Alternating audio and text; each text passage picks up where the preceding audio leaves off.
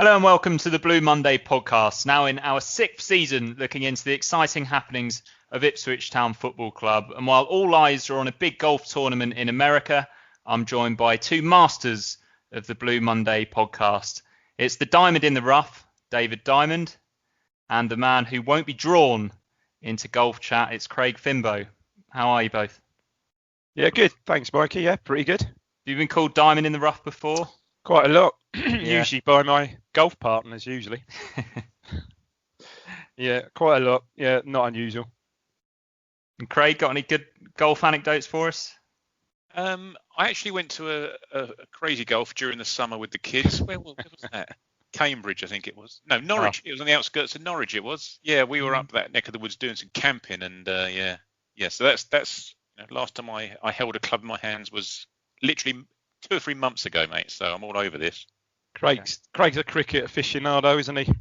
Yeah. There's not much of that happening at the moment, unfortunately. No, not at all. Well, the IPL just finished, of course. Yeah. Archer was MVP, wasn't he? Yeah, very much so. Crikey, he was stormed it, didn't he? And with the bat, to be fair to him, he was teeing off every time he got in. But with the ball, he's just phenomenal in that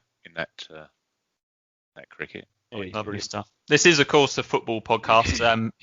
But I will just ask Dave about the Masters Golf. Have you got any bets coming in today? We're recording this before the leaders in the last round. Oh God, I've got Casey and Cantlay. And Casey had a really good first round. He was 7 under after, and then didn't build on it round 2. And then yesterday, him and Cantlay both bogeyed the final 2 holes. So if they had any chance of finishing anywhere, and that's probably gone with that. So yeah, me and my sons, they both had bets. I think we had like 8 golfers between us. Each of them made the cut comfortably, and I'm not sure any of them are going to make the top 10. It's incredible. I mean, Johnson's away, and it's just really bunched now, isn't it? It has been, without the football, it's been an entertaining watch, something to enjoy, as was, of course, the Blue Monday special with Jason De Vos. Craig, would you like to give that a quick plug? Still pretty fresh.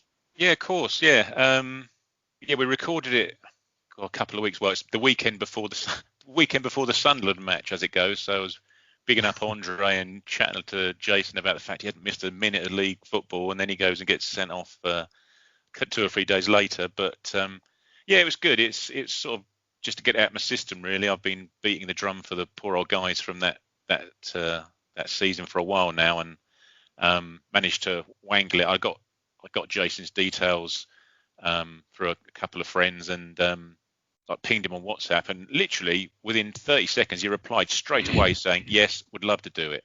And once we'd got the logistics and the timing sorted out, it was fine. It was quite interesting actually that towards the end of it, he himself was like a bit, saying, well, he feels himself that he gets forgotten about, in the light of what happened 8 years later, sort of thing, which is understandable. There was the build-up of the playoffs and missing out, and that pressure cooker release of the one match that did it all. But so I think, from his perspective, and probably other guys, they're not as vocal or as visible, I don't think, are they, on social media and bits and pieces. That probably, goes towards it as well. But yeah, no, it was a good chat, and so hopefully people can find it and have got a spare hour or so, they'll enjoy either watching it or listening to it. No, it was really good. It was really good, and he sort of thought that, I think I've mentioned it before in the pod about that season, that it just came out of nowhere, absolutely nowhere. Just that, right. And he said, didn't he, about relationships, combinations that Harry from Bath used to talk a lot about all over the pitch. And they certainly had them in, that year, everything just gelled, and probably no real kick injuries or long-term injuries. Funny that, to any key players. And incredibly, they just, in the end, they saw it through. I mean, obviously it had to be Ipswich and a couple of sort of narrow squeaks near the end, but they saw it out comfortably, didn't they? Yeah, absolutely. Yeah, as you say, there were no superstars in the team. They all just did a job. They had their job and they did it. And as you say, Dave, there's not that many injuries at all. A couple missed a few matches here or there, sporadically dotted around, but no long-term injuries to key players. No, thanks. Good. It was really good. I thought he came across really well, actually, if you could sort of avoid the seasickness. Yeah, well, what did come through loud and clear was the fact that he's a Town fan. First and foremost, Christ, he would have talked about Ipswich as a fan, right? Rather than talking about him as a player. The fact he was going to matches in the 70s, went to the final, obviously the FA Cup final. Used to go. still goes to matches now, away matches and bits and pieces. So that came through, that shone through loud and clear. That did. No, it's good. Yeah, brilliant. Yeah, really enjoyed that one personally. Definitely one of our greatest ever seasons, that one. And we'll move from that wonderful season to the season that we're currently in. And the results were pretty favourable for us this weekend. There was a few games. How many was there? 6 games on Saturday, and there's going to be another one Monday night between Plymouth and Portsmouth. That one's quite often billed as being a bit of a derby, but it's not. A naval derby. Yeah. So I'll quickly run through those results. Shrewsbury drew 3-3 with Swindon. Swindon they've got a new manager. Name escapes me off the top of my head. It might be John Sheridan. John Sheridan, yeah, he was certainly in the room to go. I think it is. Certainly seems interesting supporting Swindon this year. There seem to be a lot of goals in their games. It'll be interesting how they get on without Richie Wellens. Sunderland lost 2-1 at home to Milton Keynes. They were on the receiving end of a bad penalty decision, Craig. You've got a feel for them, haven't you? Oh, absolutely. Yeah. Shame it wasn't, swings and roundabouts. It seemed that Milton Keynes benefited from our bad luck. If things even themselves out, well, they did for Milton Keynes on our behalf, I think. Indeed. No sympathy though. Their fans were going mental on Twitter, but there you Not go. very good, though. They're really not very good, are they? I thought they were poor. When I saw, they were there for the taking, and we all know what happened when we played, and they were absolutely there for. I thought they were a poor side, really poor. Yeah. And Milton Keynes, on the other hand, they were bottom of the league when we drew at their place earlier on the season. Half decent. They were half decent, and they've really kicked on since then. Really were. They were tidy enough, and they just didn't have much up front, did they? But I think they've rectified that, and also you'll talk about it in a second, but Crewe as well. Yeah, I mean, from what I remember from MK in that game, they played great. Crewe won 2-0 against Peterborough. Imagine that was a pretty watchable game, don't you think? At Crewe as well. Yeah, judging by the performance Crewe put on down here, absolutely, yeah. Still a bit surprised that Peterborough not maybe lost, but didn't score, misfired in that game, for goodness sake. I didn't see who played and who didn't play, whether Clark Harris, Johnson Ham, played or Dembele played. I didn't notice, but yeah, that was a great win. Yeah. Elsewhere, Bristol Rovers won Fleetwood 4. They seem to be picking up now. Northampton 0, Accrington Stanley 1. Hull, who we're playing in a couple of weeks, won 2-0 at home to Burton. I realised yesterday that Hull have, obviously I knew that they had Josh Emmanuel playing right back, but they've got Callum Elder playing left back. He was briefly on loan with us in our stinky relegation season. And that wraps it up. So we're now in 3rd place, and those results led to our goalkeeping coach, Jimmy Walker, who's quite outspoken on Twitter, saying this: some good results for us today. Massive few weeks ahead. League One is bonkers, and dare I say it, very average. If we don't finish top 4 minimum, we might as well wrap up. Now, I think we're all nodding along in agreement with what he's saying, and he's not wrong. But Joe Fairs asks, what are your thoughts on Jimmy Walker's tweets last night? Do they reflect badly on the management with regards to how the league is viewed? And ultimately, do you agree with this sentiment? I'll start with you, Craig. Well, I don't think he's towing the company line, is he? With No. those comments, they seem to be going slightly contradictory to what Paul Lambert's churning out post-match every game. He's just piling pressure on themselves, isn't he? Them as a coaching unit. Yes, it probably is an average team. You take away a sort of average league, take away the top clump of teams who are sort of pulling away, and the rest of it is pretty average. But by that token, then yes, we should be top 4 minimum, and let's see. Proof is in the pudding, I suppose, in terms of whether they can, turn it around, but get up there towards the top of the league. Because I say it's contrary to what we're being told post match by the manager. Whether Jimmy'd been enjoying himself on a weekend off and decided to take to social media, who knows? But I'd be interested to see how it's viewed in the change rooms or in the manager's office on tomorrow morning. Yeah, it's an interesting one, isn't it, Dave? Because the fans seem to really like reading that on Twitter. Yeah, and, absolutely. And when Joe tweeted that question, a few people responded as well to say it's nice to finally hear some truth coming out of the club. But do you think that is it maybe a touch unprofessional, or do you think he's got every right? Probably is a little bit, but I think he's nailed it. Absolutely nailed it. It's a very average league, and if you look at what we all think and probably know the strength of our squad, we know how good it potentially is. Yeah, we should be. I think any failure to top 2 is a bit harsh, but I think any failure not to sort of top 4, and it is a failure, absolute massive failure. This league's is huge, massively average.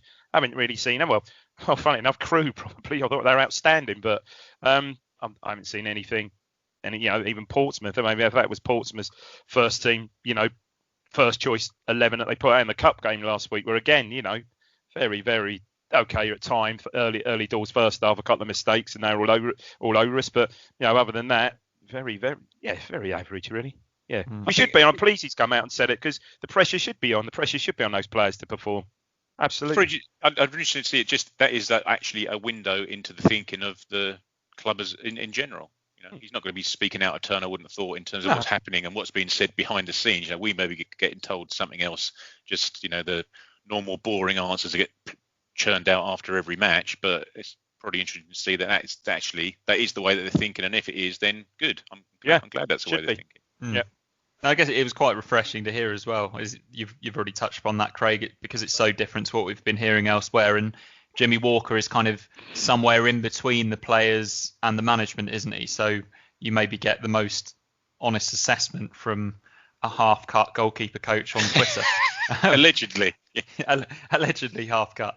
It was a Saturday evening. I think there's certainly no judging here. This is a mailbag edition, but before we get on to those questions, I'll just go through the rest of the news from this week. And on Tuesday night, we exited the Papa John's Trophy, a young town team losing 2-0 there. And this is a bit of a shame for the younger players, isn't it, Dave? But potentially a blessing in disguise. Yeah, I must admit, I didn't watch. I wasn't there. Didn't watch Tuesday. Yeah, I think good experience for the younger players, but from what I understand, I listened to a tiny bit of it, but from what I understand, just they were perhaps a bit more physical. I think we played some nice football, but again, from what I understand, in our own half again, which seems to be a running theme right through the club these days. So a bit of frustration there, but I didn't see the first goal. Saw the second goal. He took it really well. I think someone on our WhatsApp said, "Well, maybe the keeper's at fault there," but I thought he absolutely mega finish when it flashed it in the far corner. But no, for all those players, just can't hurt. Good experience. Just a shame we didn't get through and then have another game at some point. And I know before anyone says, but it's another game and we don't need it. It's a Mickey Mouse Trophy, but good competitive game for those kids really. Yeah, Craig, you did watch it, and I think it might have even been you that suggested that the keeper might have saved that second goal. Where do you stand on it all? Are you maybe a little bit disappointed that there's going to be less opportunities now for the youngsters to make a claim for a place in the team, isn't there? Yeah, I think had we got through, we'd have used it the next round in exactly the same manner. We wouldn't have been putting any first team players anywhere close to the starting 11 unless they were coming back from injury. If Kane Vincent Young suddenly appears from nowhere and needs 45 minutes or something like that, then so be it. But it was just a tidy enough performance, but it was pretty powder puff in terms of as Dave said, anything other than our half really. We just didn't make any real inroads into their defence. And Bennett's played and sort of didn't really do much. I think the issue he had is that he was getting on the ball so fleetingly. He was trying to do a lot with it every time he did get the ball, and therefore trying too hard and it failing and it, not coming off. So he didn't really stand out much. It was Viral, the French kid, played nice and tidily, although I don't think that was his normal position, just in front of the back four. And Darby did okay. But it was just pretty sterile match, to be fair. Didn't the lad Zach Brown come on as sub? I've seen him play a couple of times. I don't really go. I'm not as much as Joe used to. Going up pretty much watch them all the time. But when I have been up and seen like the 18s and stuff like that, he's just stood out. He's got pace to burn. He's quite aggressive. Not the biggest lad, but absolute quick and pacey. And I did hear a little bit at the end of the game when he came on, and they actually said that, I think Marcus Stewart said that, yeah, he'd certainly livened things up. Yeah, he came on and played on the right of the front quick. three. And then, he was a lot more direct than the guys that had been there previous. Yeah. There was another game in the week that was quite interesting. It might have caught the eye. That was Scotland drawing against Serbia and then qualifying for the Euros via a penalty shootout. I believe Paul Lambert was a pundit or on CoCom somewhere along the line. He was on breakfast TV the next morning. I couldn't believe it. Okay. Yeah. On BBC. Paul Lambert. It's good to know that he's over his media fatigue, though, isn't it? And he had a few things to say about his the job that he's done overall at Ipswich so far, and I'll just read through the quotes, and then we've got a couple of Twitter questions on this subject. So Paul Lambert said, "I think the club's in a lot better place than it was when we came into it, that's for sure." Then he said, "I think the football we're playing is really good, and if the club sticks to that philosophy going forward, then it will be in a really healthy place. You can't judge everything by short-term markers because it will take a number of years to get things how we want it. We can't buy players, and we need to nurture what we have and look at free transfers. It's not ideal, and of course we want to be in a higher league, but the football we're playing is good." Interestingly, he didn't say really, really good. We didn't want to get relegated, even if we came in at a difficult time with everything up in the air. The club had lost a lot of very good players and was building a new team that needed time to gel and adjust to the size of the club. I'm happy with how it's going. So we have a couple of questions on this. Ipswich Reggio, do you believe the club is in a better place than when he took over? He agrees with some of it, but is the club in a best place being in a lower division? Are the finances improving? Are fans happier? Is the future brighter? So I'll throw those ones in your direction, Craig. Dave, you can have a think about this one from Daniel McKenzie. He asks for our thoughts on it. Is he overstepping his remit, talking about things behind the scenes? Surely this points to fundamental mismanagement by Evans, poor scouting, sports science, and a flat management structure. So, first of all, Craig, are the fans happier? And is the future brighter? And is the club in a better place? It's in a different league to what it was when he took over. We were only 5 points clear of safety when he took over. I like the fact was it you can't judge everything by short-term markers like results, for example. I presume he's referring to. We don't know. We only get snippets from people who may have been gone behind the scenes at training ground and in the changing rooms and things that have had to be put in place, ripped out and started again from that perspective. From an infrastructure perspective and a setup perspective, we don't get to see that. We can't comment. Very few people get a chance to go behind the scenes. So I think he's probably referring to more to the structure and the just the building blocks rather than the bit that we see, the top of the iceberg, if you like. It's the bit underneath the water that we're not seeing. I'm not entirely sure that it's true. He's probably over-egging the pudding a little bit because, at the end of the day, as football fans, you're really just only interested in the results and the league position and performances, aren't you? Performances are tailing off, getting a bit more tepid. Results remains to be seen, whether we take these recent cup results into the mix because of the changes in team setup. I think we can only really judge it on league position, on league results. So let's see what you're saying in 4 weeks' time. If indeed he is still at the club. So Dave, my question to you was the Daniel McKenzie question. Is he overstepping his remit talking about these things behind the scenes?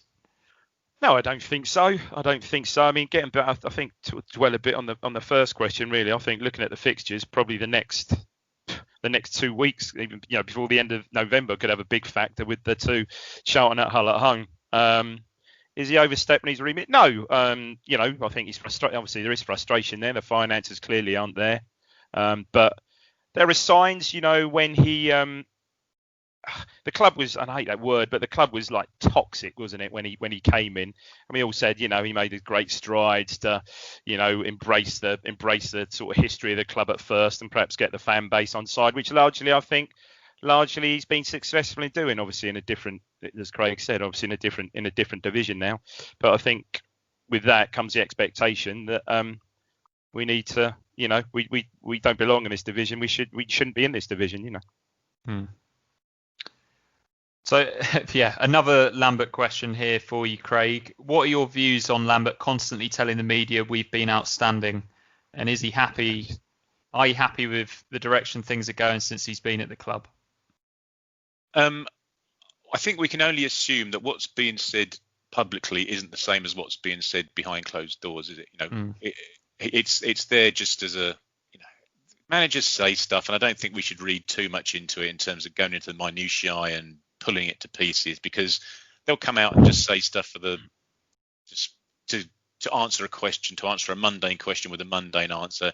Yeah, we've been brilliant. Well, anyone plain as a nose on your face that it haven't been. Mick McCarthy did the same thing, didn't he? You'd watch a dog of a performance and he'd come out and say that we played perfectly well and it was fabulous.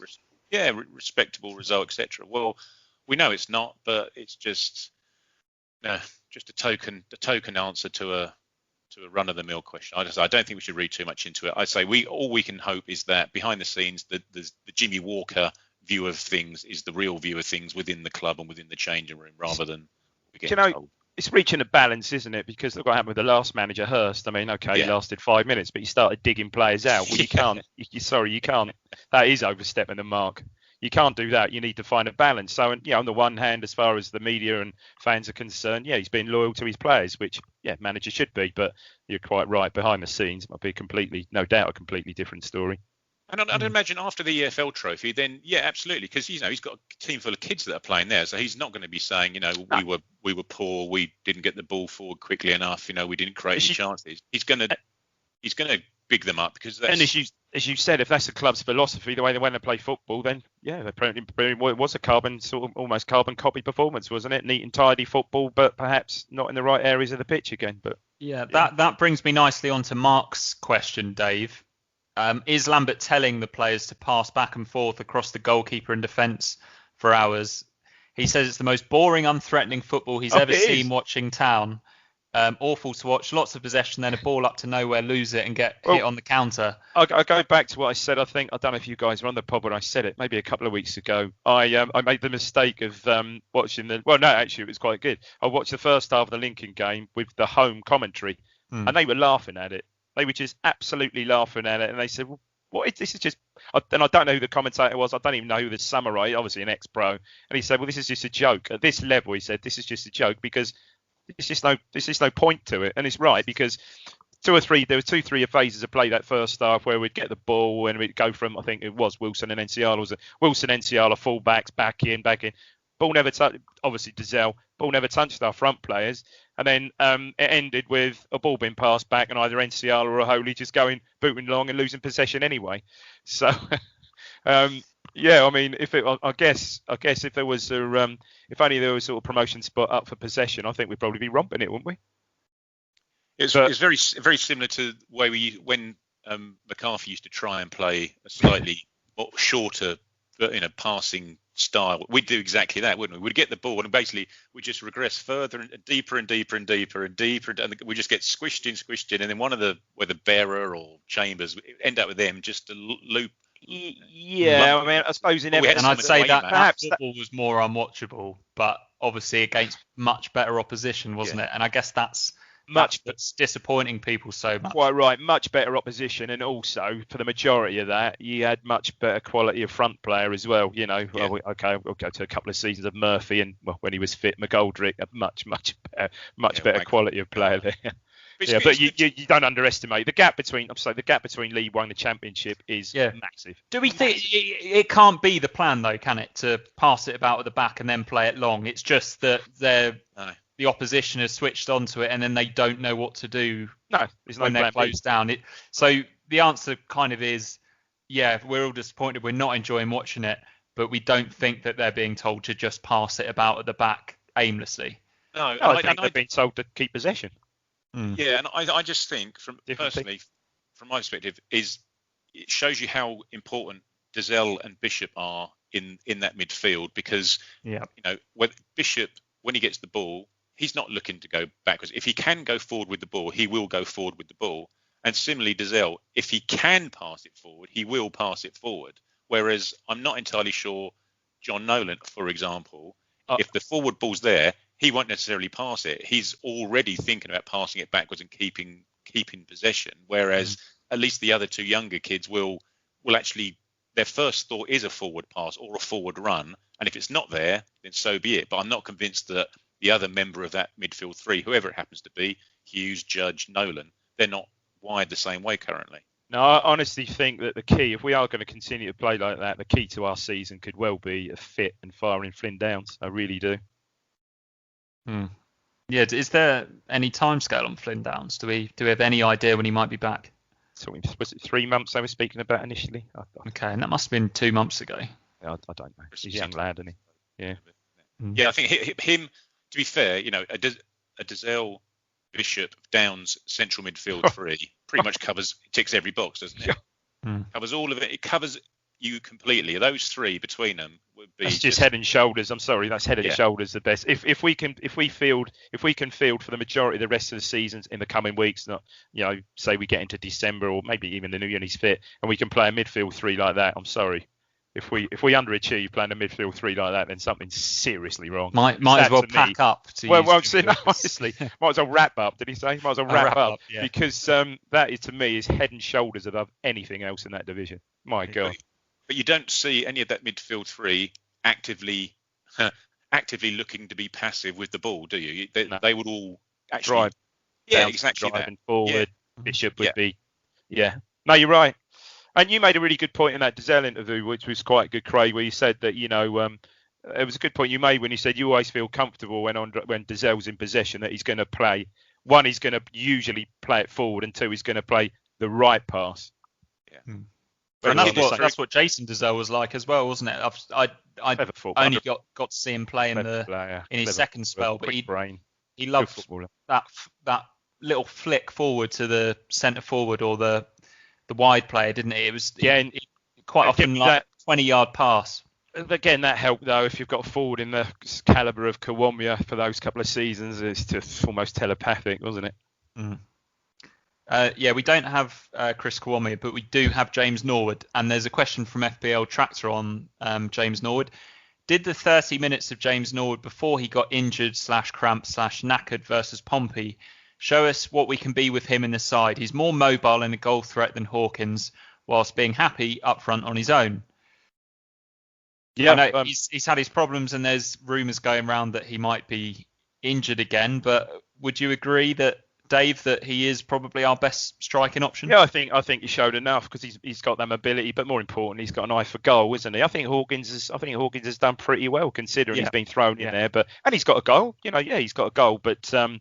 No, I think you saw what it could possibly look like when Norwood had that half-hour little cameo as such last weekend, and I've heard that rumour as well that it might be we might not perhaps see him next game potentially.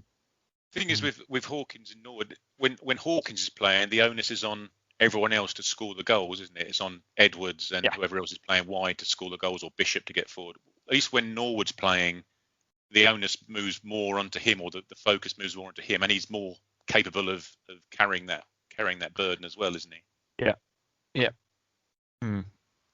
Aaron Pembish asks Craig. Well, he says, first of all, thanks as always for the pod team. You're very welcome. We enjoy doing them.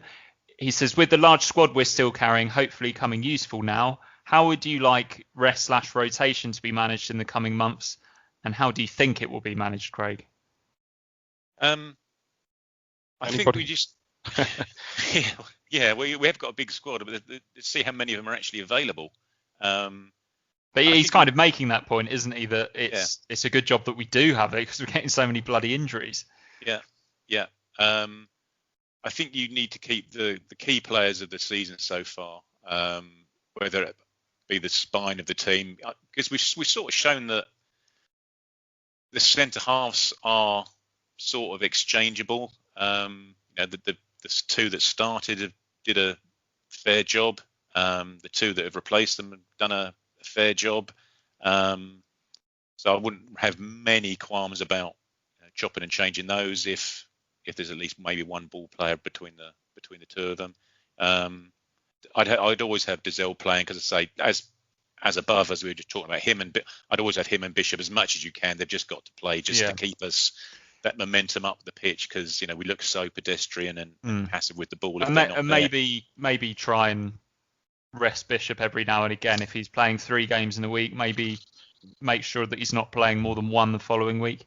Yeah, you got to be sensible with him. Obviously, I don't know how sophisticated our sports science is. Going about Arsene Wenger's red zone, for example. I'd imagine most of our players are pretty much in that all the time. I think it's a sponge and a bucket, isn't it? Bit of Raujic spray. Never did Russell Osman any harm, though, did it, Dave? Get that deep heat on you. You'll be all right. Tiger balm or something, yeah. Yeah. Fisherman's friend. That was the worst. Don't know. Edwards has played well. Edwards arguably been our man of the season so far in terms of performances, goals, assists. But then again, we're talking about the front players. We're now getting back to having, if Jackson's now around, you've got Hawkins around, Norwood up in the air about whether he'll be available or not. But that area of the pitches, you're starting to get your players back again. So, I think if you could keep Bishop, Dizelle, Edwards in the team, Ward as much as you can, probably at left back, and then a more regular centre forward, I think you'll be okay, and then the rest can drop in and out as and when required. The non-performing third central midfielder can switch between Hughes and Nolan and Judge. Absolutely. I like the way you've wrapped that up. We will be reviewing and marking each player out of 10 for their performances so far after these questions. There was a Twitter poll on Blue Monday about what people would like from this show, and it was pretty close between a mailbag and then player reviews. So we've kind of done both. Adam Flatt asks, Dave, do serious questions about Lambert's future need to be asked if we fail to beat at least one of Hull and Charlton? So this is going back to our struggles against the teams around us from last season. Well, it will just be hanging there if we don't win one of those. I mean, that has to change. If we've got any aspirations at all, I think we have to win one of those games. We need to start beating these teams around us. So, I'd probably, out of those two, I'm just looking at the fixtures there. You'd probably get that monkey off your back, even if you beat Shrewsbury, because there's 3 home games. Well, okay, does it matter? But 3 games at home. Even if you beat Shrewsbury and then just take a win against Hull and Charlton and maybe lose one of those, I'll take that just to get that. That sort of weight off, really, because it is a factor, and if we don't, it's going to peter out like last season, really. Yeah.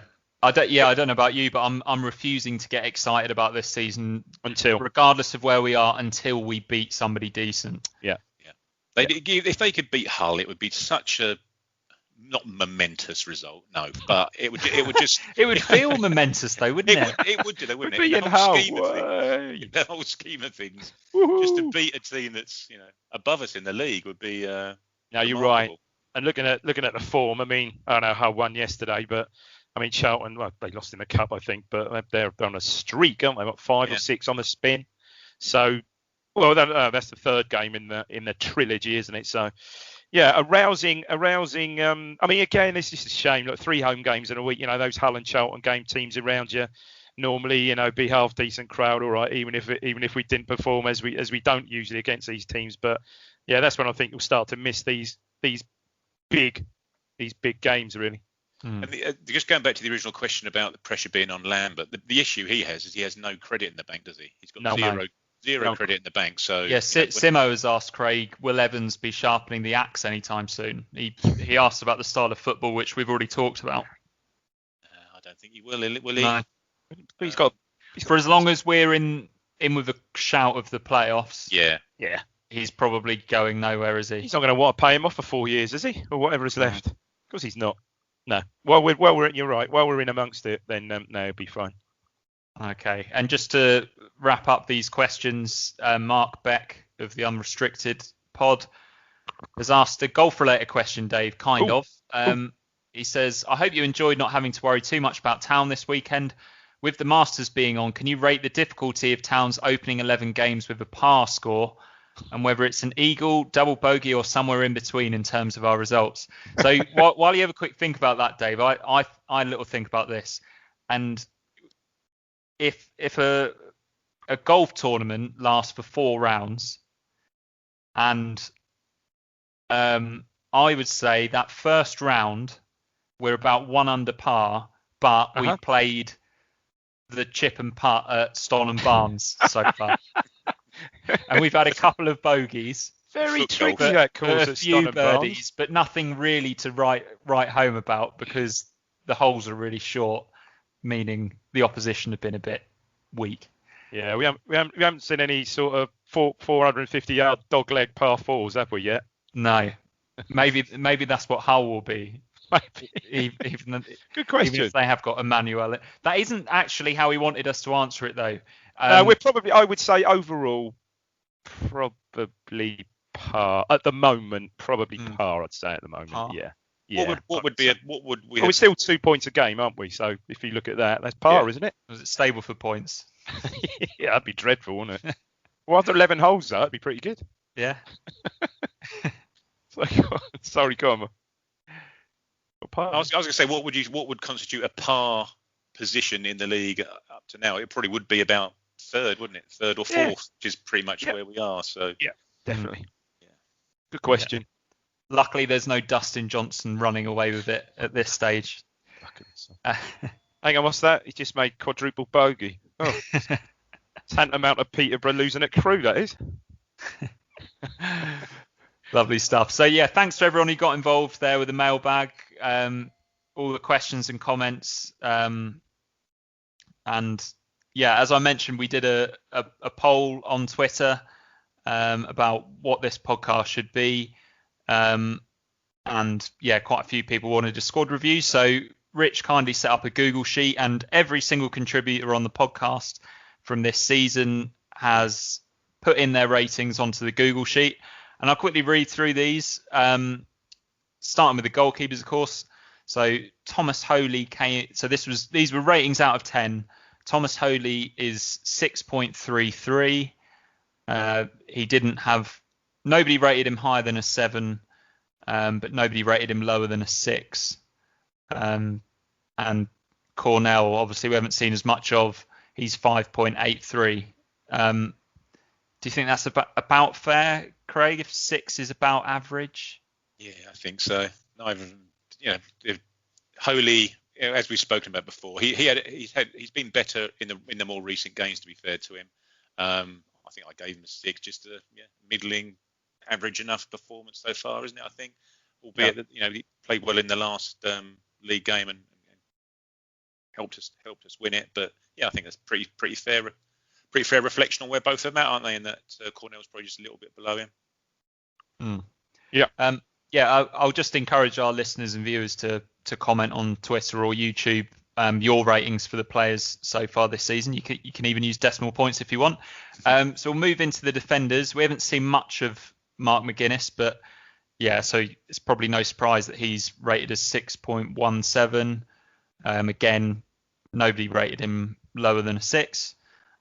Stephen Ward, he's had a promising start. He's obviously missed a couple of games, but he's rated 7.17, which is decent, and the second best of the defenders, because Luke Chambers, Dave, got a rating of 7.67. You got a few 8s. I'm just having a look. Did you rate him as an 8? I think it was a solid 7 for me. Yeah, okay. He's done, and you can't say he's done really well at right back. He has done well. He hasn't. I can't remember him really being taken to the proverbial cleaners by anyone in particular, and he's got up the pitch well as well. So yeah, he surprised me. I think I said on the pod where, obviously Joe's a big fan. I know. And I had to say he's really surprised me, and I think he just looks comfortable there, more comfortable there than at centre half. What happens when the lesser spotted Kane Vincent-Young appears, I don't know, but we'll see. It doesn't seem to be any time yet, but who knows? Yeah, it would be a nice problem to have. A Lazarus-like reappearance at some point, but I think Chambers has been solid, really good. I think, and Ward's rating just shows how what we think his importance is towards the team as well, and he just a level above, isn't he? Yeah, good player. Yeah, everyone gave him a 7 apart from Ben, who went for 8. So he's obviously a big favourite of Mr. Bloom. James Wilson, interestingly, his performances are quite highly regarded by the team. He's 6.67. It's mostly, exclusively 6s and 7s across the board for him. Is it a bit of a strange one, Craig, that he seems to be out in the cold now? Yeah, and completely out in the cold, isn't he? He's not appearing on the bench, and Toto's being given the captain's armband in comparison. So, yeah, I don't know what's gone on there. So it seems very harsh on the guy because, he hadn't really put a foot wrong. You know what you're going to get with him. He's a solid League One defender, pretty much central defender. That's what he is, and that's what he was doing for the first half a dozen, 8-10 games of the season, whatever it was that he played along with Enciala. But yeah, I think he's been treated harshly. We don't know what's going on behind the scenes, whether he's been ill, whether he's been injured. Yeah, I looked at that and thought, mate, he must have been ill or something like that, because he disappeared from the squad when they first went with, was it the Crew league game when they went with McGuinness and Wolfenden? And yeah, he wasn't after the Doncaster game, and he was completely out of the squad, completely, wasn't he? It must be illness, mustn't it? But nothing was said. But I'm sure he was back on the bench. He's been back on the bench subsequent to that, though, hasn't he? I'm sure he was. Like last week, Sunderland, I think he was. Yeah, he didn't play against Portsmouth though, which was a bit strange. He was on the bench, I think. Luke Wolfenden has obviously had a very disappointing season. You gave him a 7, Craig, because you liked what you saw of him against, was it the Crew game when he came in? Yeah. His rating is quite low, maybe partly because of me giving him a 4. 5.83. But then brutal, Mikey. Yeah, that isn't based on the fact that he's playing. It's the fact that he's not managed to get himself into the team despite all of that quality. So that's why I've given him a 4, because I said 5 is average, 4 is below average. He's had a below average season. That's the way I perceive it. Yeah, but then he wasn't going to be coming into the team ahead of 2 guys who were keeping clean sheets, was he? That was the barely conceded a goal. You're right. Reasoning behind it, wasn't it? So I just think he's played well since he's been in the team. I think him and McGuinness have both played well, to be fair to him, considering age and taking those sort of factors into consideration. I think they've sort of dovetailed quite well as well as a partnership. Donacien is rated just under 6. He's been fine. I think we're all fairly happy with Donacien being a backup option at right back. I thought he had a good game. I thought he had a good game against Portsmouth. Yeah, he was a bit naive. Is that the right word? When he gave he got turned by Harrison for the free kick for the winner, didn't he? But other than that, I thought he had a really good game. Yeah. Looking a bit further down, and Darber, I think he's having a pretty good season when he has played, but yeah, he's rated just below 5, which is probably about right if you consider that he's probably our fifth choice centre back. Enciala got 6s across the board. We all in total agreement on the performances of Enciala.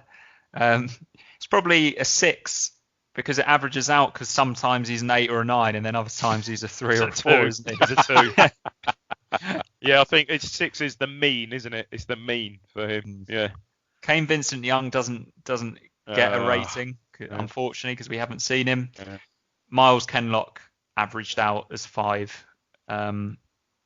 Again, a steady-ish backup at left back, but one. I think it's difficult when you're comparing him to Ward, because I think Ward has had such an impact, hasn't he? You can see the impact that he's had on that he's pretty much had on the team.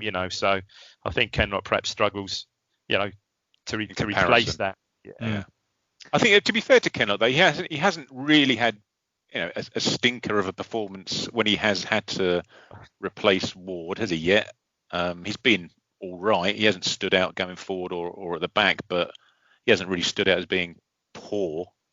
But as Dave said, you're just comparing him to Ward, aren't you? That's his issue. Yeah. I just think he just gets docked a point for that ungainly running style. It's not great to watch even on iFollow, is it? Moving into the midfielders, and John Nolan, I think maybe it's a little harsh, 5.5, because he's had a couple of decent games. He's scored a couple of goals as well, but I think he's maybe just a player that we're a bit fed up of. We don't really enjoy watching. Just frustrating, isn't he? Just frustrating. I think between 5 and 6 is fair, isn't it? Yeah, he might have an occasional 7.5, 8 match, but he has far more 4.5, 5 matches. I think scored 2 or 3 goals. Does he? 2 or 3 goals. He scored. That's a few. So I remember him scoring at Bristol Rovers. Yeah. He scored 1 or 2. Yeah, he scored against Portsmouth in the cup as well. Oh, yeah, because I think he scored. Yeah, because he did. That was his only forward pass last week, was when he passed it into the net. But that's what he can do. This is a frustrating thing. That's exactly what he can do. He finds himself in that position. Great finish. I remember, did he not score again in our relegation schemes? Or a really good goal? Yeah, West Brom. And at home to Derby, yeah. Derby. And you know you've got it. And that's the frustrating thing. When he gets himself, when he kicks on and gets himself in those positions, I mean, you'd say, okay, he wasn't that far out last week. But it was a really good finish. Control, spin, no chance for the keeper. So he's got that in his locker, as they say. But he does frustrate. The thing is, when he plays well, we big him up on here, saying he's got fantastic feet. But he has. Great. I couldn't tell you which foot is his predominant foot either. But he just doesn't do it. Elegant footballer. Yeah, but it so safe. Staying with the ginger centre midfielders, and one man that he's had an excellent season so far. We've all rated him really highly as Teddy Bishop. His score averaged out as 8.17. Outstanding. Ben gave him a 9. Everyone else gave him an 8. He has been outstanding. He's been excellent, he's just got it, hasn't he? He's the one player that's okay. Edwards has done really well, but he's the one player that just gives you something different. He can sort of push off on either foot. He just drops his shoulder and that little bit. Not the quickest. He doesn't look the quickest player, but he's clever, isn't he? He'll break the lines and he'll get in those little pockets. And look at his goal output this season. Fantastic. Yeah. If he stays fit, I mean, I don't think there's many better midfield players in the division than him to do what he does. Especially now if he stays fit and has a really good season. Who knows? He's that good. I think he is. But you're right.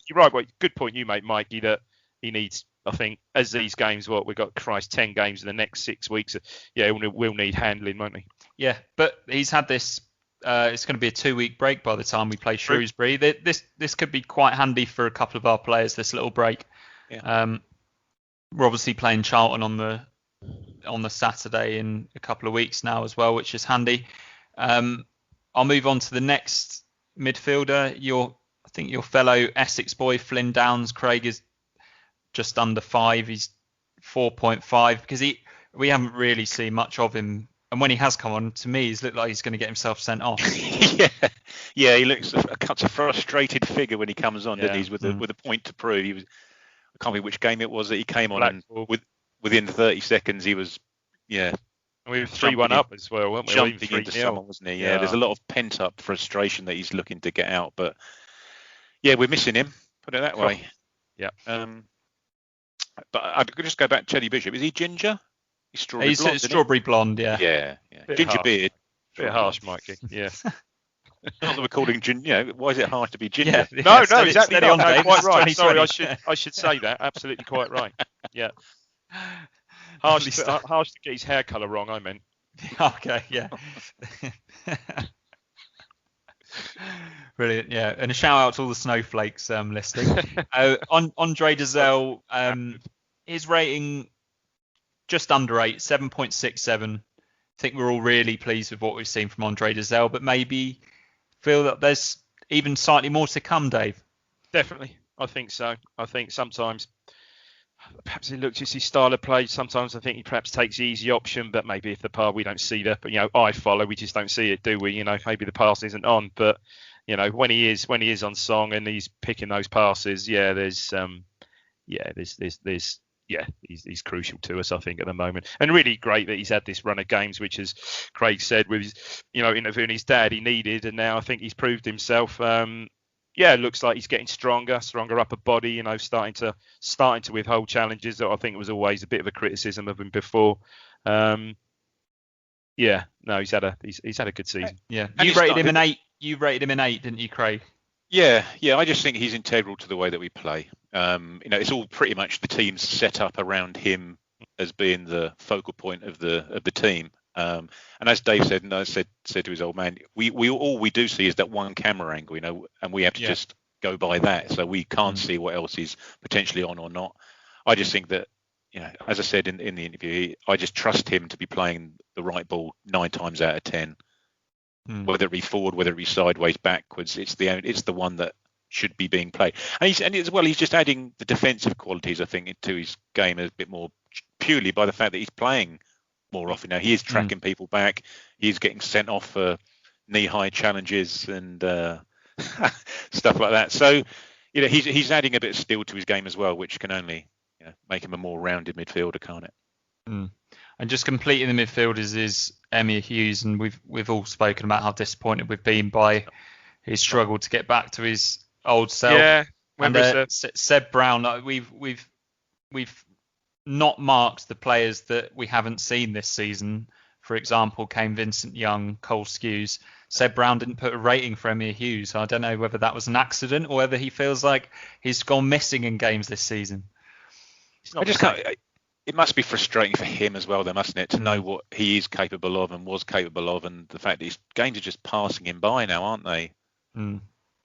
Physically and metaphorically, he's chasing shadows a lot of the times in the central midfield, and you've not noticed he's on the pitch, which is a bloody devastating shame. Yeah, I think you nailed it there where you said not he is what the player he was. I think he's just not reached that. Is he likely to? I mean, he was out a long time, wasn't he? With setbacks and everything else arising out of that. So yeah, shame. But who knows? It may well come. But yeah, he hasn't shown it yet, has he? One Welshman that is having a very good season though is Gwion Edwards, Craig. His rating came out at 8.17. I think we're all in complete agreement that he's been a bit of a revelation for us this season. Always looks best when he's out on the left, doesn't he? Yeah, on the very rare occasions he's played there, he looks good. And even when he's played on the right, he's actually getting forward and taking his men on. He's showing a good change of pace as well. He's looking very, very quick, both with and without the ball as well. He's played really well this season. Obviously, he's added goals. And what he does as well, as we know, he helps out his fullback. He does the defensive piece as well. So yeah, I think he's had a really, really good start to the season.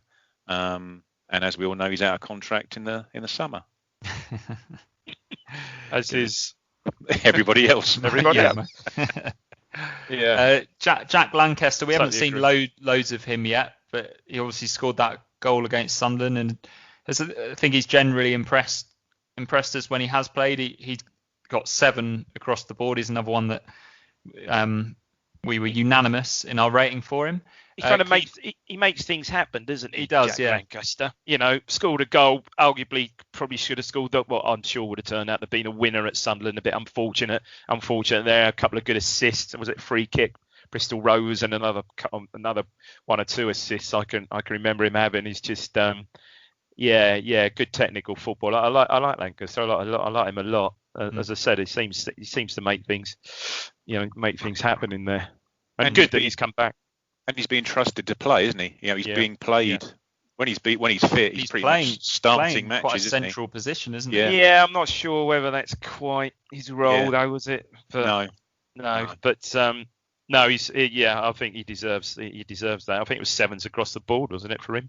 Yeah. From us? Yeah. Right. Keenan Bennett came out at 4.83. We haven't seen loads of him yet. I think maybe we're a little bit concerned that he didn't rip it up against Crawley on Tuesday night. The lad we had from Spurs last season. Anthony Giorgio, Mark II. Exactly the same type player, just looks a player and looks, well, here we go, but not quite delivering yet. Again, might well come, but yeah. I think you're right what you said earlier on about the game at Crawley, perhaps, and 1 or 2 other games I've seen him come on. Maybe he's just trying slightly too hard. Yeah.